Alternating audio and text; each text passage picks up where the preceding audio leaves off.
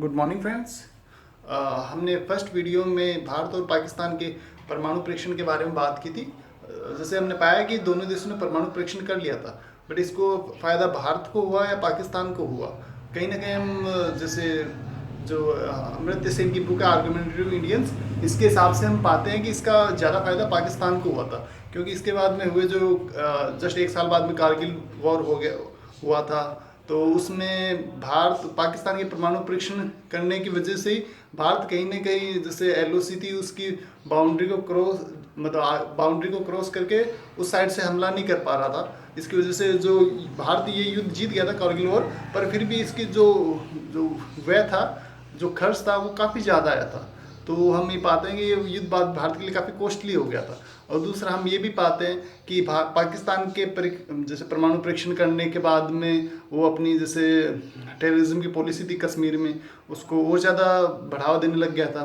तो कश्मीर उसके बाद में और ज़्यादा अनसर्टेन हो गया था, मतलब कश्मीर में शांति वगैरह नहीं रही थी। तो हम ये देखते हैं, और बाद में हमें आप अभी 2017-18 में हम सभी देखते होंगे, तो जैसे पाकिस्तान है बार बार में जैसे हम कोई भी उस पर कार्रवाई करने की कोशिश करते हैं तो वो बोलता है कि हम परमाणु परीक्षण कर देंगे। वहाँ के नेता ये जैसे बोलते हैं कि हाँ ये कोई छोटा मोटा हथियार है, वो कभी भी ब्लास्ट करके इंडिया को तबाह कर देंगे।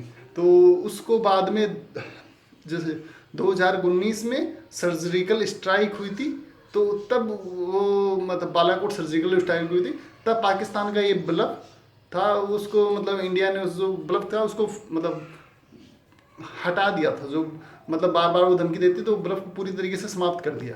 तो हम इस तरीके से हम पाते हैं कि हाँ अब कहीं ना कहीं हम इंडिया थोड़ा मतलब न्यूक्लियर पॉलिसी ठीक है, बट इसके हम इंडियन न्यूक्लियर पॉलिसी के सेकंड पार्ट को पढ़ते हैं तो ये देखते हैं कि कैसे इंडिया की न्यूक्लियर पॉलिसी डेवलप हुई थी। जैसे सैन्य क्षेत्र में और दोनों में मतलब रक्षा क्षेत्र और मतलब असैन्य क्षेत्र दोनों में किस तरीके से आगे रही थी। तो हम देखते हैं जैसे भारत के जैसे एनपीटी सीटीबीटी ये कैसे अस्तित्व में आई, और इन्होंने किस तरीके से जैसे भारत को प्रतिबंधित करने के लिए प्रयास किया था। जैसे एनपीटी वगैरह आई थी, तो ये जैसे मतलब जिन्होंने 1968 में आई थी, तो इसमें बोला गया था कि 5 देशों को छोड़ के सभी पे जैसे प्रतिबंध होगा, वो जैसे ये नहीं कर सकते। पर भारत ने इस विभाजनकारी संधि को पर हस्ताक्षर नहीं किए, और ये करने भी नहीं चाहिए थे, क्योंकि ये उनको तो जैसे P5 जैसे फ्रांस वगैरह, ब्रिटेन वगैरह, चीन वगैरह, इनको तो एटॉमिक पावर मिल गई थी, बट इंडिया को नहीं मिल रही थी। इसी तरह सीटीबीटी थी, उसमें भी भेदभावपूर्ण व्यवहार मतलब भारत के जिस देशों के साथ भेदभावपूर्ण व्यवहार किया जा रहा था, तो उनके भारत ने ये ट्रीटी साइन नहीं की थी। और इसके बाद में हम एक टॉपिक है उसके बारे में डिस्कस करेंगे, जैसे नो फर्स्ट यूज डॉक्ट्रिन। जैसे पहले परीक्षण न करने का सिद्धांत क्या है।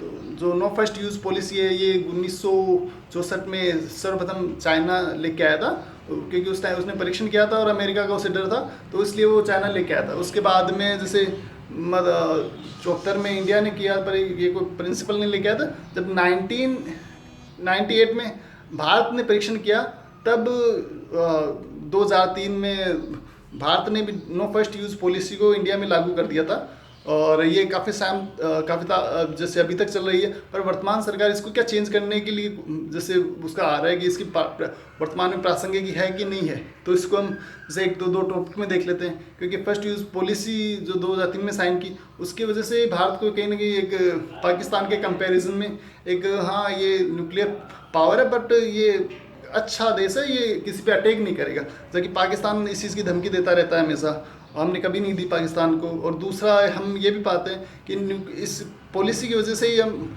मतलब वर्ल्ड लेवल पे भारत की एक अच्छी इमेज बनी थी, और इसकी वजह से ही भारत MTCR के missile technology control regime, Arsenal arrangement तथा ऑस्ट्रेलिया समूह इसका हिस्सा बन पाया, और भारत वर्तमान में NSG का भी सदस्य बनने के लिए प्रयास कर रहा है, जिसे हम न्यूक्लियर सप्लाई ग्रुप बोलते हैं, ठीक है। पर बार बार में चीन इसमें क्या भारत पे मतलब इसमें घुसने नहीं दे रहा, बोले पहले NPT पे साइन करे, उसके बाद में भारत को आने देंगे।